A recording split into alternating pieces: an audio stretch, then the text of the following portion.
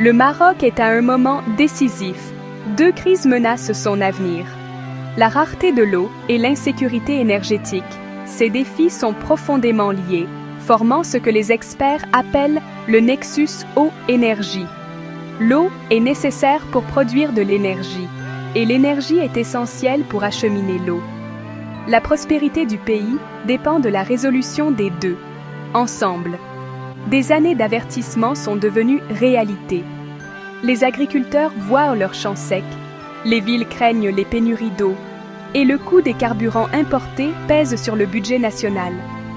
La beauté naturelle du Maroc est menacée par les pressions environnementales. Le gouvernement et les citoyens savent qu'une action urgente est nécessaire. Les centrales électriques traditionnelles et même certaines énergies renouvelables nécessitent de vastes quantités d'eau. Pendant ce temps, le pompage, le transport et la désalinisation de l'eau exigent tous une énergie considérable. Une pénurie d'une ressource a un impact direct sur l'autre. Le Maroc ne peut pas résoudre ces problèmes de manière isolée. Une stratégie intégrée est essentielle, traitant l'eau et l'énergie comme les deux faces d'une même pièce. Les choix en matière de politique énergétique affectent les ressources en eau, et la gestion de l'eau façonne les besoins en énergie. Les décideurs politiques doivent sécuriser les deux ressources pour tous les citoyens. Le défi est immense, mais c'est aussi une opportunité. Avec l'innovation et l'effort national, le Maroc peut bâtir un avenir résilient et moderne.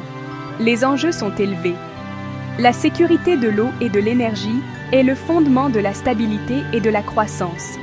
Les solutions doivent être durables, abordables et inclusives. Le Maroc est à la croisée des chemins. Sa réponse définira les générations à venir. Le chemin à parcourir est difficile, mais la détermination de la nation est forte. Il est temps d'agir, maintenant. Le Maroc est officiellement en état de stress hydrique. La demande dépasse largement l'offre. La disponibilité moyenne en eau a chuté à environ 600 mètres cubes par personne, bien en dessous du seuil international. Le changement climatique est à l'origine de cette crise. Les sécheresses sont plus fréquentes, les précipitations sont erratiques et les montagnes de l'Atlas reçoivent moins de neige. Moins de neige signifie moins d'eau pour les rivières et les réservoirs. Pendant ce temps, la croissance démographique et le développement économique poussent la demande toujours plus haut. L'agriculture consomme plus de 80% de l'eau du Maroc, et à mesure que la sécurité alimentaire devient une priorité, la pression sur l'irrigation augmente. L'industrie et le tourisme ajoutent à la tension. Les barrages construits après l'indépendance sont maintenant à des niveaux alarmants, certains à moins de 30% de leur capacité. Les communautés et les agriculteurs se tournent vers les eaux souterraines, en creusant des puits plus profonds. Cette surexploitation vide les aquifères souterrains plus rapidement qu'ils ne peuvent se reconstituer. Le résultat? Un épuisement dangereux des réserves d'eau critiques du Maroc. Le pays fait face à un avenir où la rareté de l'eau pourrait devenir absolue. Des solutions urgentes et innovantes sont nécessaires pour inverser cette tendance. Il est temps de repenser l'utilisation de l'eau maintenant. Le Maroc importe plus de 90% de son énergie, ce qui le rend vulnérable aux fluctuations des prix mondiaux et à l'instabilité politique à l'étranger.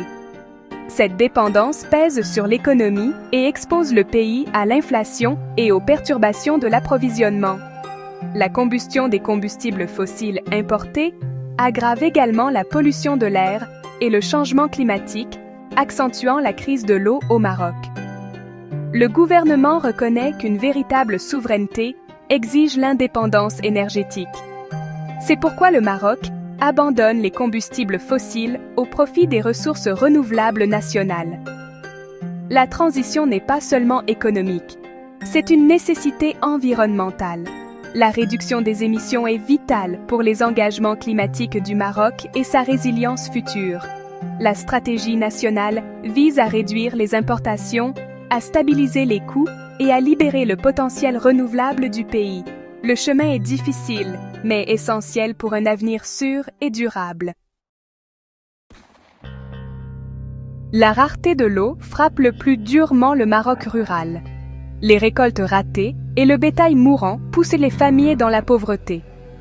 Beaucoup sont contraints d'abandonner leurs terres ancestrales ou de surexploiter les eaux souterraines, aggravant la crise. Dans les villes, le rationnement de l'eau perturbe la vie quotidienne et alimente les tensions sociales. La surexploitation des eaux souterraines entraîne l'intrusion d'eau salée, empoisonnant les aquifères et les terres agricoles. Les rivières s'assèchent, les écosystèmes s'effondrent et la biodiversité disparaît. L'impact économique est grave. L'agriculture, l'industrie et le tourisme dépendent tous d'un approvisionnement fiable en eau et en énergie. L'incertitude décourage l'investissement et ralentit la croissance. Des milliards dépensés en importations et en infrastructures d'urgence pourraient être utilisés pour l'éducation ou les soins de santé. Les deux crises freinent le développement du Maroc, exigeant un changement systémique urgent. Le Maroc mène une révolution de l'énergie verte, exploitant son soleil et son vent abondant. L'objectif, plus de 52% de l'électricité provenant des énergies renouvelables d'ici 2030, l'un des objectifs les plus ambitieux au monde. Le complexe solaire Noor Ouarzazate, parmi les plus grands au monde, symbolise cette vision. De nouveaux projets solaires et éoliens se répandent dans tout le pays, créant des emplois et stimulant l'innovation. Le parc éolien de Tarfaya, le plus grand d'Afrique, alimente des villes entières. Les centrales hybrides, comme celle près de Midelt, assurent une énergie stable, 24 heures sur 24. Des partenariats internationaux avec l'Allemagne, la France et la Banque mondiale fournissent des financements et de l'expertise. Le Maroc explore même l'exportation d'énergie propre vers l'Europe via des câbles sous-marins. Ce changement pourrait transformer le Maroc d'un importateur d'énergie en un centre régional d'énergie verte. La transition réduit les émissions, stimule l'économie et renforce la sécurité nationale. L'élan du Maroc en faveur des énergies renouvelables est un modèle pour la région. Le voyage est audacieux, mais les récompenses sont immenses. L'avenir est vert. Au-delà des grands projets, le Maroc recycle les eaux usées pour l'irrigation et étend le reboisement pour restaurer les écosystèmes. Des programmes comme Forêt du Maroc visent à planter des arbres indigènes, à lutter contre la désertification et à recharger les aquifères. Des forêts saines aident à retenir l'eau de pluie et à lutter contre le changement climatique. Les partenariats internationaux apportent des financements des technologies et les meilleures pratiques. La collaboration avec des agences comme la GIZ et la Banque mondiale accélère les progrès. Mais la plus grande question demeure, ces efforts seront-ils suffisants? La technologie et les infrastructures sont vitales, mais aussi le changement de la façon dont la société valorise et utilise l'eau et l'énergie. La conservation, l'éducation et la responsabilité collective sont essentielles.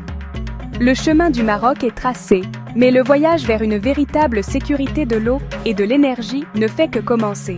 L'avenir de la nation dépend de l'action de tous.